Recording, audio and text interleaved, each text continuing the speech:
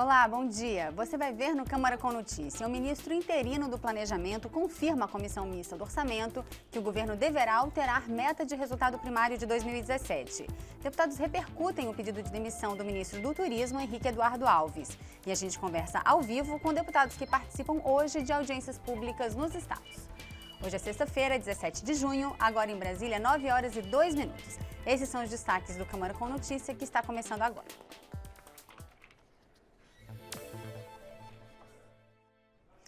O ministro interino do Planejamento, Diogo Oliveira, confirmou que o governo deverá alterar a meta de resultado primário de 2017 prevista no projeto da LDO, a Lei de Diretrizes Orçamentárias. O ministro veio debater o projeto na comissão mista que analisa a proposta. Os novos parâmetros devem incluir ainda a previsão do crescimento da economia e da inflação. Deputados questionaram os novos critérios para cálculo das verbas para as áreas de saúde e educação, previstos na proposta de emenda à Constituição que atrela os gastos públicos à inflação pelos próximos 20 anos. O projeto de lei com as metas de gastos e arrecadação para o ano que vem chegou ao Congresso em abril, encaminhado ainda pelo governo Dilma Rousseff. Prevê meta fiscal do governo federal igual a zero. A meta fiscal é uma conta que o governo faz com tudo que arrecada, menos tudo que gasta. No documento, existe ainda um mecanismo que permite o abatimento de gastos e despesas sobre essa meta, o que permite um déficit de até 65 bilhões de reais. O crescimento previsto para o PIB é de 1%, inflação de 6%, juros em 12,75%, dólar a R$ 4,40 e salário mínimo de R$ 946. Também prevê a CPMF como item de receita, com arrecadação de mais de 33 bilhões de reais. O retorno da contribuição ainda está em análise na Câmara.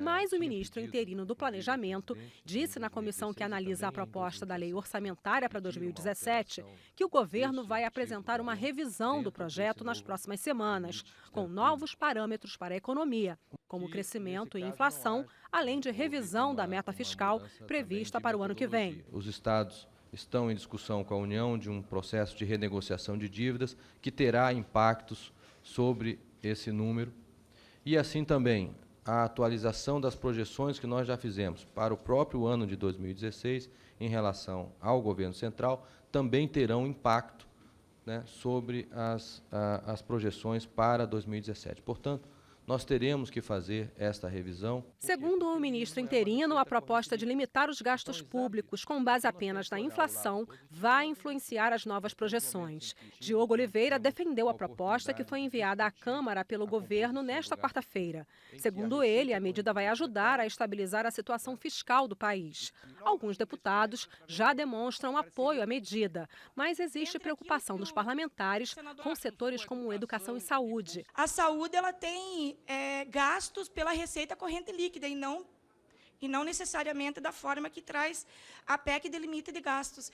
E eu vejo assim um agravante muito grande quando a gente tem uma crise econômica na área da saúde. O mínimo será atualizado pela inflação e não por aquela regra que está lá. Então não se está revogando a regra continua. O que está dizendo é, durante esse período fica o mínimo estabelecido pela correção da inflação. Então, nós vamos pegar o mínimo aplicado em 2016 e aí vamos corrigi-lo pela inflação ano a ano. O relator da proposta da LDO reclamou que ainda permanece o baixo desembolso de verbas para as emendas de bancada e individuais que são impositivas no orçamento, ou seja, tem que ter os valores empenhados pelo governo. Os recursos estão desbloqueados no sistema, e há, claro, uma lentidão de processamento dos convênios, da contratação, da execução, a regularidade dos proponentes, a qualidade dos projetos que são propostos. Há uma série de fatores que influenciam nisso e o que eu acho conveniente é continuarmos avançando, isso já foi feito em outros anos, simplificar, facilitar o processo de execução. O ministro ouviu críticas à política orçamentária do governo interino. O deputado Nelson Marquesan Júnior afirmou que não existe sinal de que vai haver mudanças nos critérios de gastos que para ele são injustos, como autorização de viagens internacionais em classe executiva para autoridades e parlamentares e aumentos para servidores públicos. A mudança de paradigma da visão de que somos todos brasileiros e que o dinheiro público que está sendo distribuído aqui tem que ser distribuído para acabar com as desigualdades e que o problema está aqui, porque a conta está indo de novo para a Dona Maria e para o seu João pagar. A conta não está aqui, porque este governo apoiou, o nosso governo, apoiou aqui 14 projetos de aumento que, na sua visão orçamentária, pode dar 50, 60 bi. Mas no custo para a Dona Maria, dá mais de 130 bi com esse novo cálculo de Vossa Excelência. Nessa quinta-feira, o senador Wellington Fagundes entregou o relatório preliminar do projeto da LDO. Ele pediu mais cuidado com os indicadores que serão enviados ao Congresso e afirmou que o governo tem que apresentar números confiáveis e realistas, principalmente na arrecadação. O ministro do Turismo, Henrique Eduardo Alves, do PMDB, pediu demissão nesta quinta-feira. Ele é o terceiro ministro do governo interino de Michel Temer que deixa o cargo após denúncias de corrupção investigadas pela Operação Lava Jato. A saída de Henrique Alves, que foi presidente da Câmara na legislatura passada, repercutiu entre os deputados. Nós temos que entender, e diferente do que quer passar a oposição para a opinião pública, que tudo isso que está acontecendo é fruto daquilo que foi o PT o grande responsável. Se o país hoje atravessa esse momento difícil, de uma crise política difícil, de uma crise econômica difícil, de recessão, de inflação, de mais de 11 milhões de desempregados, quem é o grande responsável por tudo isso? É o PT, é o governo da presidente afastada Dilma Rousseff. Reforça uma convicção que nós já temos, que é um governo, além de ser ilegítimo, é um governo muito fraco, do ponto de vista político e do ponto de vista dos compromissos com o presente e o futuro do nosso país. É um governo marcado também pela presença de muitas pessoas com processos, respondendo a processos, o que explica esse afastamento crescente de ministros. Em menos de um mês, já tivemos 3 afastados. O que eu percebo é que o governo do presidente Michel Temer e a atitude dele é diferente do governo anterior, onde o PT passava a mão na cabeça dos seus e o presidente Michel Temer não tem essa prática. A CPI que investiga irregularidades no CARF, o Conselho Administrativo de Recursos Fiscais do Ministério da Fazenda, aprovou nesta quinta-feira a convocação da ex-ministra da Casa Civil, Erenice Guerra, e de mais 42 pessoas, incluindo executivos das empresas Mitsubishi do Brasil, Cimentos Penha e Kia Motors do Brasil. Erenice Guerra é suspeita de envolvimento na compra de sentenças do CARF e de medidas provisórias que deram benefícios fiscais a empresas do setor automobilístico. Você já viu nessa edição do Câmara com Notícia. O ministro interino do Planejamento confirmou à Comissão Mista do Orçamento que o governo deverá alterar a meta de resultado primário de 2017. Deputados repercutiram o pedido de demissão do ministro do Turismo, Henrique Eduardo Alves. São 9h09 em Brasília e você vai ver depois do intervalo. A Comissão de Trabalho aprovou o projeto que obriga o poder público a indenizar dependentes de pessoas que morram em decorrência de violência sexual e doméstica. E mais. Comissão de Viação e Transportes analisa projeto que responsabiliza as concessionárias de rodovias federais pela iluminação pública dos trechos que administram.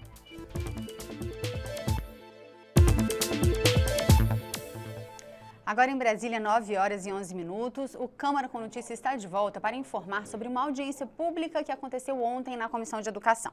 Os deputados discutiram se o SISU, o sistema que usa a nota do Enem para permitir o acesso à universidade, deve criar um bônus para estudantes de regiões menos desenvolvidas do país. A ideia é evitar que eles deixem suas cidades de origem para estudar.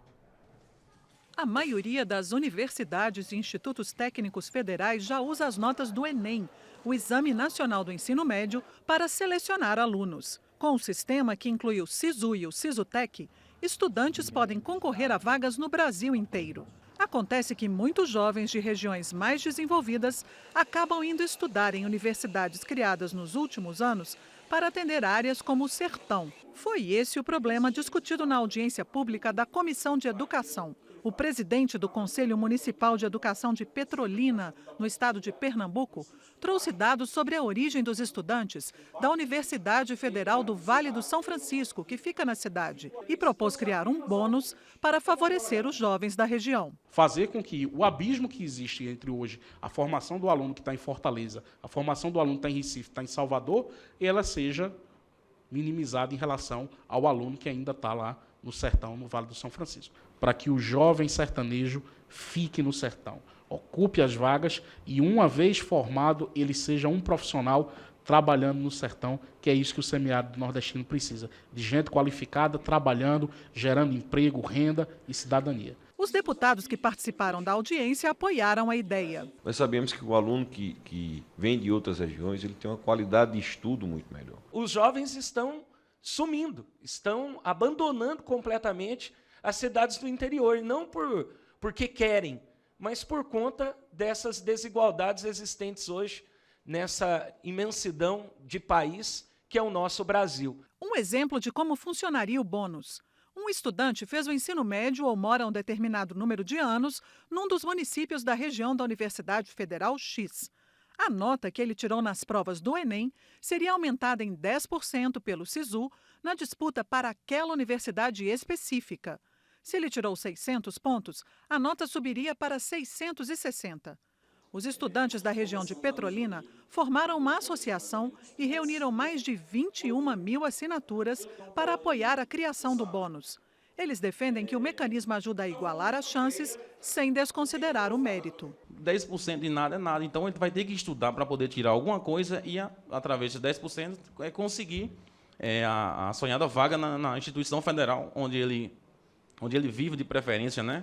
Já existem 3 projetos sobre o assunto na Câmara. Os parlamentares vão solicitar informações ao Ministério da Educação para aperfeiçoar as propostas. Eles lamentaram a ausência de representantes do MEC no debate. Seria muito importante a presença do MEC, então o MEC faz uma grande falta para essa discussão. Penso que nós vamos ter que remarcar. Acontece nesse momento em Ilhéus, na Bahia, um encontro promovido pela Comissão de Agricultura aqui da Câmara para debater a revitalização da Comissão Executiva do Plano da Lavoura Cacaueira na região sul da Bahia.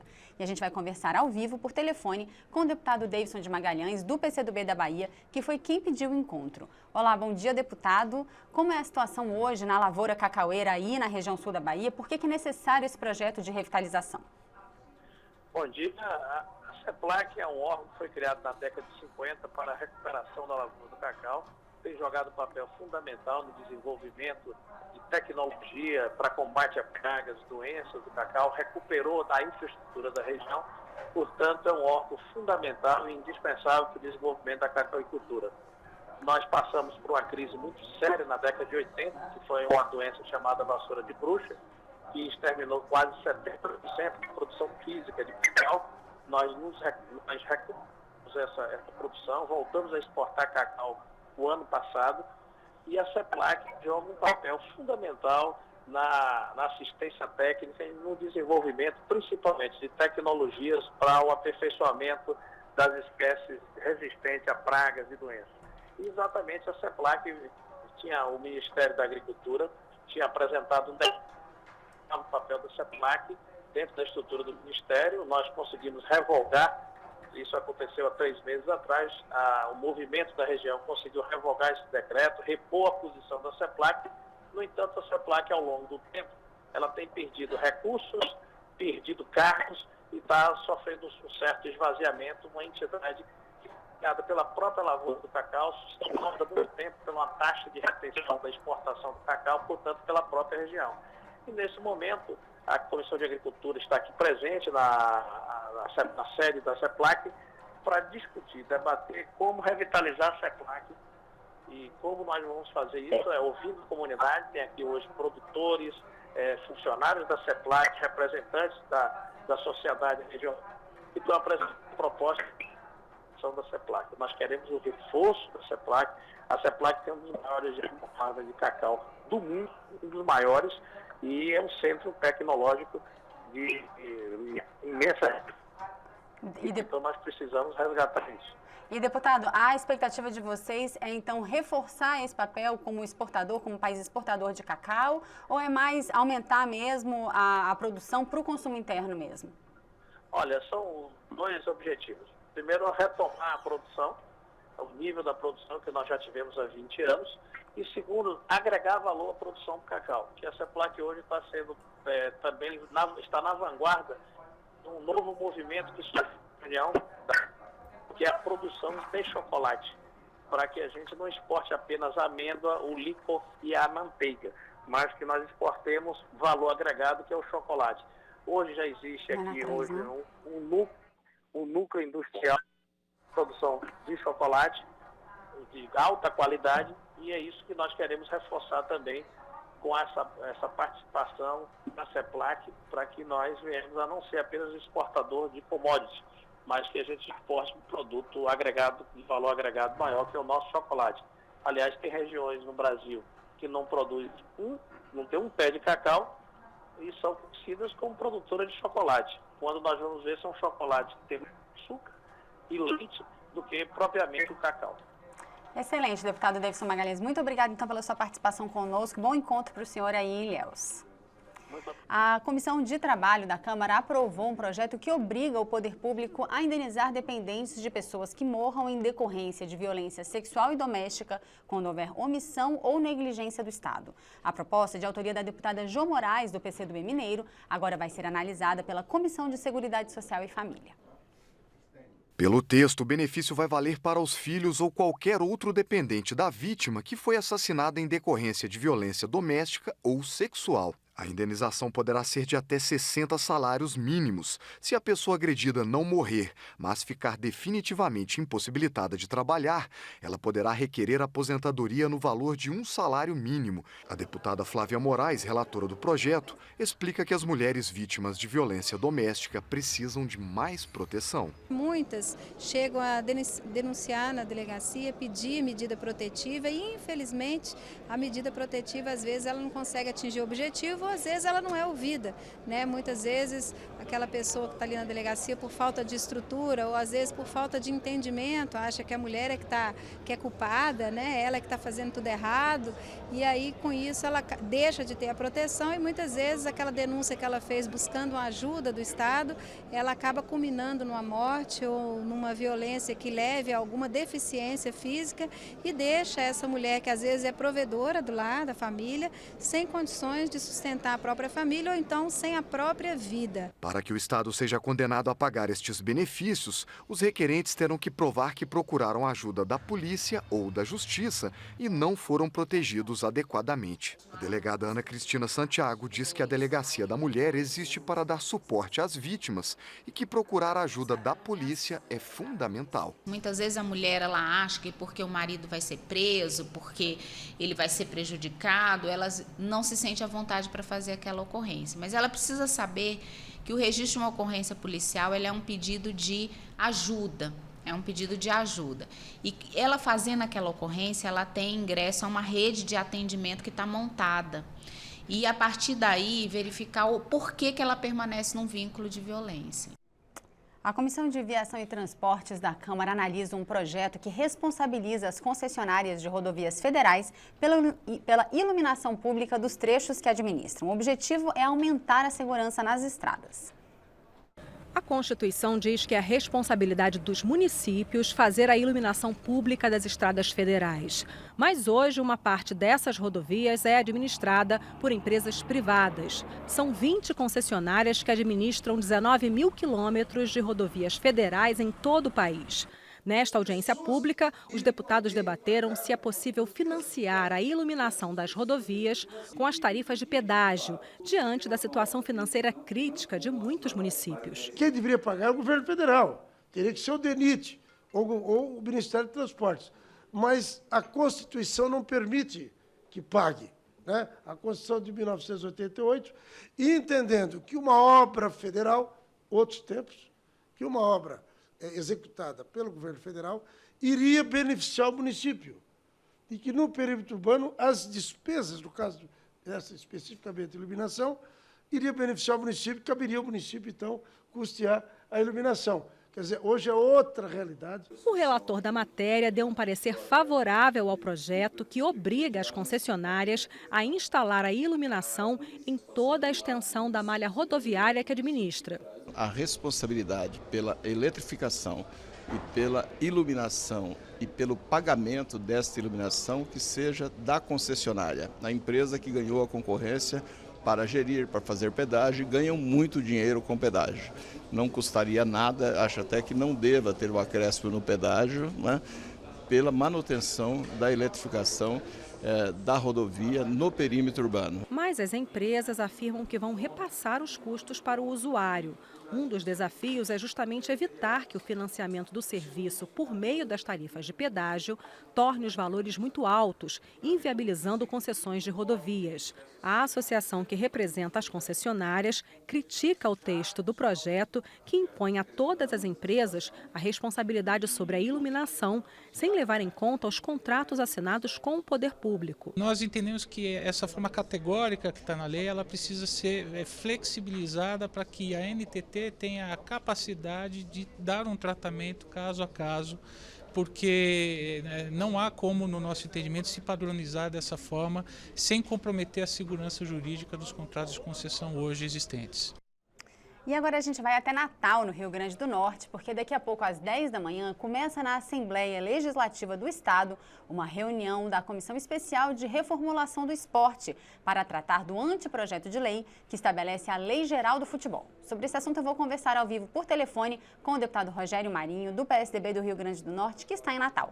Bom dia, deputado. O que é essa proposta de uma Lei Geral do Futebol que vocês devem discutir aí? Bom dia, Carol. Nós estamos aqui na cidade do Natal, recebendo aqui membros da comissão especial, o deputado Andrei Sanches, que é o presidente da comissão, o deputado Vicente Cândido, que é um dos membros da comissão, representantes aqui da CBF, né, que é o diretor de competições, o senhor Manuel Flores, de árbitros de futebol, Federação Nacional de Atletas, Clube de Futebol do todo o Nordeste, federações Norte e Nordeste, clubes formadores, crônica esportiva. E a ideia é um ciclo de debate que estamos fazendo pelo país, né, para arredondarmos o projeto, já está em consulta pública, que prevê uma nova lei geral do futebol. A ideia é que a Lei Pelé, que já tem 18 anos, quando foi formatada, levou em consideração, primeiro, todos os esportes brasileiros. E o futebol tem uma diferenciação. Ele é o único esporte que tem hoje uma abrangência nacional, uma capilaridade e um apelo econômico que torna o futebol um produto único no Brasil. Então ele precisa ser tratado de forma diferenciada, modernizado, para evitarmos o que ocorreu nos últimos anos nas competições internacionais, profissionalizarmos o futebol, darmos transparência, modernizarmos a gestão, melhorarmos a questão dos clubes formadores, da sua ligação com a educação. O esporte tem que ter um link com a formação dos atletas a partir das escolas e, sobretudo, permitir que o Brasil continue a ser essa potência mundial no futebol sob a prisma da modernidade. Agora, deputado, a gente já teve recentemente aprovação de projetos aqui na Câmara, discussão de refinanciamento de dívida de clubes de futebol, a discussão da time mania. O que ainda é necessário fazer? A gente não vive um bom momento no futebol brasileiro. O que a gente vê dentro de quadra é reflexo de má gestão. O que ainda é possível fazer na prática? Bem, na verdade, o que ocorreu no último ano, fruto de uma discussão de quase 4 anos na Câmara Federal, foi a reestruturação das dívidas dos clubes brasileiros no que tange a questão fiscal. E há tanta demanda reprimida que, quando o Profut, né, que foi justamente essa lei foi aprovada, uma série de demandas foram colocadas no âmbito da lei que tratava da reestruturação das dívidas. É a primeira vez em que um segmento econômico, no caso o futebol, recebe um refis por parte do governo e, como contrapartida, estabelece modelos de governança, de gestão e de transparência. Isso não ocorreu com outros segmentos da economia nacional, como o setor sucroalcooleiro, como o setor bancário, né? Simplesmente se faz um refinanciamento, não foi o caso do futebol. Dada a sua importância na questão cultural, na questão da própria identidade brasileira, né, e da forma como ele está capilarizado em toda a nossa economia, em todo o nosso território nacional. Então, a ideia foi justamente em função da última lei que foi aprovada, de que nós precisamos fazer uma lei específica do futebol e deixarmos de fazer puxadinhos. A lei Pelé, que tem 18 anos, ao longo do tempo, mostrou uma série de obstáculos, de dificuldades que precisam ser transpostas. Desde a questão da fragilização dos clubes formadores, que foram extremamente evidenciadas com a lei, ou seja, hoje, muitos jogadores brasileiros com 13, com 14, com 15 anos são exportados para o exterior sem passarem sequer pelos clubes tradicionais do país. Né? Então, na formação de valores, na questão de direitos de televisão, de calendário, né? A questão dos vácuos jurídicos que existem em relação à questão trabalhista, que hoje é um enorme passivo nos clubes brasileiros, uma vez que há uma espécie de contencioso entre o direito civil da imagem dos jogadores e a legislação trabalhista, né? Enfim, a modernização levando em consideração o que ocorre no mundo onde deu certo. Essa comissão, inclusive, esteve na Alemanha, esteve na Inglaterra, que são os países que são hoje um exemplo de organização no futebol no mundo, e essas experiências precisam ser customizadas para que nós possamos ter, a médio prazo, uma revolução no futebol brasileiro, inclusive com a adesão, com o apoio, com a crítica, né, com a contribuição de todos aqueles que fazem futebol. Por isso mesmo, essa rodada que está sendo feita no Brasil, que já é a segunda, né, esse é o 5º encontro que é feito fora de Brasília. Nós iremos ainda a Goiás ou Minas Gerais, iremos ainda ao Rio Grande do Sul, né, e aí fecharemos esse ciclo e queremos votar isso dentro do âmbito da comissão especial logo após o recesso, para que possamos ter uma legislação que não seja uma legislação para ser alterada daqui a 5 anos, que aponte para o futuro, né, que tenha perenidade, que tenha consistência, até porque ela precisa ser apropriada por aqueles que fazem o futebol brasileiro. Excelente, deputado Rogério Marinho. Muito obrigada, então, pela sua participação aqui conosco. Boa reunião para vocês. Tá, obrigado também. Um forte abraço. Obrigada. Você já viu nessa edição do Câmara com Notícia, o ministro interino do Planejamento confirma à Comissão Mista do Orçamento que o governo deverá alterar a meta de resultado primário de 2017. Deputados repercutem o pedido de demissão do ministro do Turismo, Henrique Eduardo Alves. São 9h30 em Brasília e você vai ver depois do intervalo. Comissão de Defesa dos Direitos das Pessoas com Deficiência debateu a liberação de recursos da assistência social para que bebês vítimas de microcefalia tenham acesso a tratamento especializado. E mais. Em audiência pública, autoridades da área policial apontaram falhas no projeto de lei que cria o Sistema Único de Segurança Pública, o SUSP.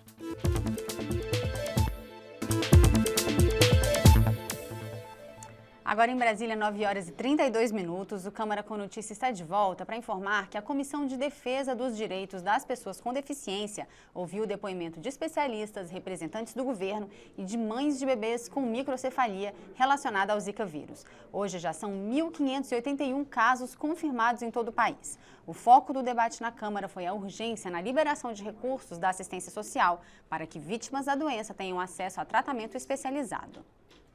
Na audiência pública, a representante do Ministério da Saúde afirmou que o enfrentamento ao Zika vírus, por meio de uma estratégia de ação rápida, permitiu que fossem superados os gargalos iniciais. Ela disse que agora o desafio é garantir atendimento especializado às crianças vítimas da doença. Hoje eu diria que nós ainda temos o gargalo do acesso. Não é? O acesso exatamente aos serviços que essas crianças precisam.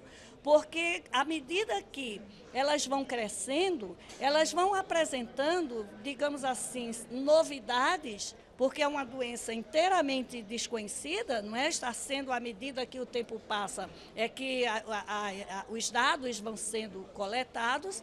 Então, é a complexidade que essas crianças apresentam de um atendimento que não fica somente na estimulação precoce. O representante da Fiocruz fez um importante alerta sobre a Zika congênita, uma síndrome que tem seu ápice na microcefalia, mas que pode apresentar outras alterações que não são detectadas por profissionais de saúde e pelas próprias famílias. São alterações menos graves. No entanto, elas geram também problemas no desenvolvimento psico-neuromotor dessas pessoas, dessas crianças, e desenvolvimento cognitivo. Quer dizer, nós estamos falando de crianças que, se forem estimuladas, se forem trabalhadas com estimulação precoce, com ações de saúde e de proteção social, elas serão crianças que vão viver com seus limites, mas de modo muito mais pleno. A deputada Zenaide Maia, que solicitou a realização do debate, disse que é urgente garantir serviço de assistência continuada para que as famílias tenham acesso ao tratamento multidisciplinar para as crianças atingidas pelo Zika vírus, uma das principais reivindicações apresentadas pelas mães. Hoje, nós temos uma renda per capita de 1/4 do salário mínimo, né? E algumas mães, aliás, inúmeras mães, não estão conseguindo esse benefício, que tem que ser algo rápido, para que possa acontecer as estimulações, para que possam ir atendimento de fisioterapia, atendimento de fonoaudiologia. Foi aprovado o projeto de lei ampliando a licença maternidade para essas mães, e a gente já tinha um projeto de lei para os deficientes antes do Zika vírus e da microcefalia, que a gente não quer que essa ajuda continuada faça parte da soma para as ajudas sociais. Por exemplo, aquela metade do salário mínimo. Então, se você tem alguém que ganha o salário mínimo na casa e tem um deficiente, aquilo não vai contar para os programas sociais. Ele vai ter o direito a isso. É isso que a gente vai atrás. Em audiência pública aqui na Câmara, autoridades da área policial apontaram falhas no projeto de lei que cria o Sistema Único de Segurança Pública, o SUSP. A proposta foi enviada ao Congresso pelo Poder Executivo. O Sistema Único de Segurança Pública teria como um de seus pilares a coordenação entre as polícias federal, rodoviária, ferroviária, civil e militar, além do Corpo de Bombeiros e da Força Nacional de Segurança. A Constituição de 88, ela prevê no seu artigo 144, parágrafo 7º, que caberia ao constituinte derivado, aos poderes constituídos, a regulamentação de um dispositivo que trata da integração das forças policiais. Nós vamos completar 28 anos de promulgação da nossa carta, sem que essa matéria ainda tenha sido aprovada pelo Congresso Nacional, com graves prejuízos, seja para a harmonia do funcionamento dos órgãos de segurança pública e principalmente para o cidadão. O texto do projeto diz que poderão ser criados conselhos de segurança pública no âmbito federal e regional, além de uma rede de integração nacional de informações de segurança pública para compartilhar dados entre os órgãos integrantes do SUSP. A proposta também estabelece as hipóteses em que será admitido o emprego da Força Nacional de Segurança Pública. Outro ponto de destaque é a instituição do Sistema Integrado de Educação e Valorização Profissional, com as ações voltadas à formação do profissional de segurança pública. Na audiência pública, autoridades da área policial apontaram falhas no projeto. Uma das fragilidades seria a falta de previsão da atuação de peritos e do Poder Judiciário na solução de crimes dentro do Sistema Integrado de Segurança. A necessidade de previsão orçamentária também esteve em debate, além da possibilidade de criação de um Ministério da Segurança Pública. O Ministério da Justiça, pela dimensão das suas competências que tem, realmente não tem condições de gerenciar o SUSP, ou coordenar o SUSP, e sim o Ministério da Segurança Pública. Nós temos um sistema prisional, nós temos um sistema de polícia, nós temos um sistema de justiça criminal e que não se comunicam. Não é possível nós estabelecermos um diálogo, estabelecer um sistema, se não tiver um órgão que faça o controle desse sistema, se não tivermos uma lei que construa esse sistema. Aprovado pela Comissão de Educação, o projeto agora aguarda análise na Comissão de Segurança Pública. O relatório do deputado Paulderney Avelino, do Democratas do Amazonas, é favorável à proposta. E agora vamos a Fortaleza, porque hoje à tarde, na Assembleia Legislativa do Ceará, deputados da Comissão de Trabalho aqui da Câmara vão se reunir para debater a lei que regulamenta a profissão de taxista. É sobre esse assunto que eu converso por telefone ao vivo com o deputado Cabo Sabino, do PR do Ceará. Ele foi o autor do requerimento para a realização desse encontro. Bom dia, deputado. Existe um projeto em discussão aqui em Brasília que prevê a realização de licitação para concessão de licenças de táxis. É esse assunto que vai estar em pauta em Fortaleza? Muito bom dia a todos os nossos telespectadores.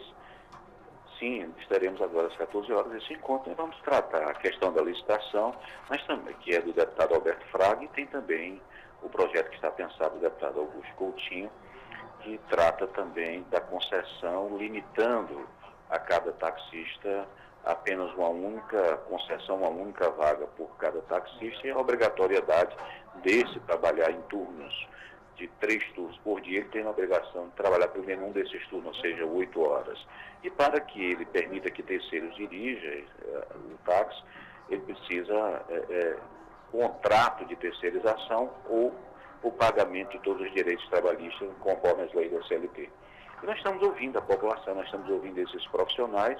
O objetivo hoje desse encontro regional aqui no estado do Ceará, na nossa capital, é ouvir esses profissionais do táxi que hoje se sentem ameaçados pelo Uber e outros mecanismos, outras empresas que trabalham aí, vamos assim dizer, de forma predatória nesse serviço de prestação de utilidade pública, que é o serviço de transporte de passageiro através do sistema de táxi em todo o Brasil. Então, nós queremos ouvir os profissionais para saber qual o posicionamento dos profissionais sobre esses dois projetos, para que eu possa me subsidiar de informações, para que possa relatar os projetos de acordo com aquilo que possa beneficiar o povo brasileiro, a esses profissionais, atendendo ou não à vontade do autor desses projetos. Deputado, essa questão do Uber que o senhor tocou, que é uma questão bem polêmica em todo o país, que dá, enfim, vários problemas em muitas capitais, isso é um assunto de deliberação aqui da Câmara Federal ou isso seria debatido em cada estado, em cada município? Como é que vai ficar essa discussão? Olha, eu defendo que a Câmara Federal deve debater, porque isso hoje é uma questão nacional. Em todos os estados, esse aplicativo Uber tem chegado, não paga imposto, não paga nenhum tipo de tributo à União, ao Estado ou ao município, entra dentro dos estados, colocam vários tipos de prestadores, que a população não sabe quem é a pessoa que está conduzindo aquele veículo, não sabe se é um marginal, se é um bandido, que tipo de veículo está ali. O Estado não tem controle sobre isso, o município menos ainda. Então eu defendo que a Câmara dos Deputados, como sendo a Câmara maior para legislar nesse país, nós temos que tomar uma atitude e cobrar a regulamentação disso ou a proibição desses aplicativos que vêm de outros países para se instalar no nosso país sem contribuir com tributos ou com pagamento de impostos, como os outros trabalhadores assim o fazem. Deputado Fábio Sabino, e em relação a esse projeto de lei que trata da questão da licitação e esse outro aspecto que o senhor mencionou, de limitar a possibilidade de outras pessoas dirigirem o táxi, como é que está a tramitação disso aqui na casa? O senhor sente que são projetos que têm uma tendência de aprovação? Olha, eu quero apresentar o relatório para análise dos meus pares na Comissão de Trabalho e Serviço Público, já no final desse mês, agora de junho. E até o momento, o que eu ouvi dos profissionais são contrários aos dois projetos e a tendência é que nós vamos relatar contrário a esses projetos ou então colocarmos algum substitutivo dentro daquilo que possa atender a essência do projeto, mas que não prejudique os profissionais taxistas em todo o país. Tá ótimo. Deputado Fábio Sabino, muito obrigada pela sua participação aqui com a gente. Uma boa reunião para o senhor. Obrigado pelo espaço. Como hoje é sexta-feira, a gente já está de olho no que acontece na semana que vem. A Câmara vai ter um calendário especial de votações por causa das festas juninas no Nordeste. Na segunda, está marcada sessão deliberativa no plenário às 18 horas. Na terça, deve ter sessão ao longo de todo o dia. Na quarta-feira, está prevista a sessão de debates. Na pauta, uma medida provisória e um projeto do Senado que muda a lei dos fundos de pensão. Nós vamos votar uma MP que diz respeito à aviação civil, né? A 714, que está obstruindo a pauta, e em seguida votar uma legislação que trata da governança das organizações que cuidam de fundos de pensão, que é também uma legislação muito boa, que procura dar moralização, mais critérios de aplicação de recursos públicos e até recursos dessas pessoas que têm as suas poupanças vinculadas, tipo Previ, Postales e tantas outras, né, que sofreram muito no passado. E a nossa obrigação é votar, eu acho que vai votar, sim. E nessa edição do Câmara com Notícia, você ficou sabendo que o ministro interino do Planejamento confirmou à Comissão Mista do Orçamento que o governo deverá alterar a meta de resultado primário de 2017. Aqui na Câmara, deputados repercutiram o pedido de demissão do ministro do Turismo, Henrique Eduardo Alves. A Comissão de Trabalho aprovou o projeto que obriga o poder público a indenizar dependentes de pessoas que morram em decorrência de violência sexual e doméstica. E ainda que a Comissão de Defesa dos Direitos das Pessoas com Deficiência debateu a liberação de recursos da assistência social para que bebês vítimas de microcefalia tenham acesso a tratamento especializado. E essa edição do Câmara com Notícias está chegando ao fim. Nós podemos voltar a qualquer momento durante a nossa programação com mais informações para você. Hoje é sexta-feira, 17 de junho, neste momento em Brasília, 9 horas e 44 minutos. E a gente encerra o jornal de hoje com imagens de fora do Palácio do Congresso Nacional. Um ótimo dia, um bom final de semana.